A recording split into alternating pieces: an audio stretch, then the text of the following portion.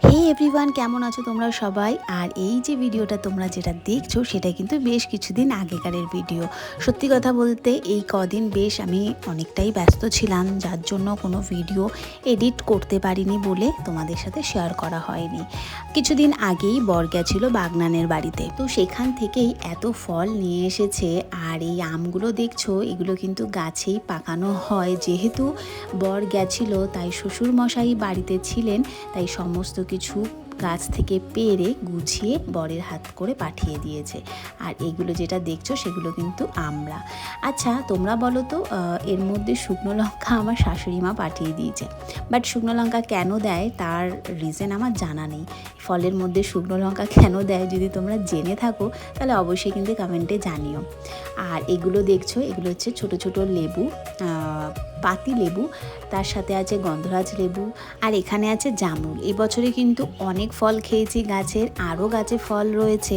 আমগুলো গাছে পাকলে হয়তো আরও মিষ্টি হতো, কিন্তু কদিন রেখে দিলেই আমগুলো পেকে যাবে।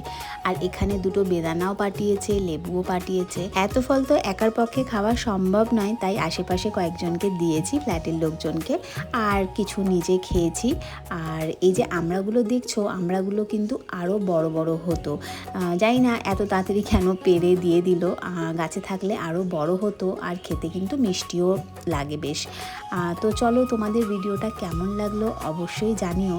আর হ্যাঁ, এই বছরে প্রথম আমাদের গাছে কাঁঠাল হয়েছে, আর সেই কাঁঠালও একটা পাঠিয়েছে। কাঁঠালটা কিন্তু খেতে অসাধারণ ছিল, মানে খাজা কাঁঠাল খেতে আমার ভীষণ ভালো লাগে। কাঁঠালটা ভাঙার পর যখন দেখলাম যে খাজা কাঁঠাল বেরিয়েছে এবং কাঁঠালটা ভীষণই মিষ্টি, তো সঙ্গে সঙ্গে ওই বাড়িতেও ফোন করে জানানো হলো যে কাঁঠালটা সত্যি খুব ভালো, তোমরাও একটা গাছ থেকে পেরে পাকিয়ে খেয়ে নিও, নালে গাছেই নষ্ট হবে। তো যাই হোক, সমস্ত ফল আমি এইভাবে ঝুড়িতে করে সুন্দর করে গুছিয়ে রাখলাম। আর এই সমস্ত ফল দেখে তো আমার ভীষণ ভালো লাগছে, যেহেতু গাছের ফল, আর গাছে জিনিস খেতে কার না ভালো লাগে। আমার তো যেমন গাছ লাগাতেও ভালো লাগে, গাছের ফল হলে পরে দেখতেও ভালো লাগে। আর এই দেখো, এত বড় কাঁঠাল নিয়ে আসা হয়েছিল ওই বাড়ি থেকে।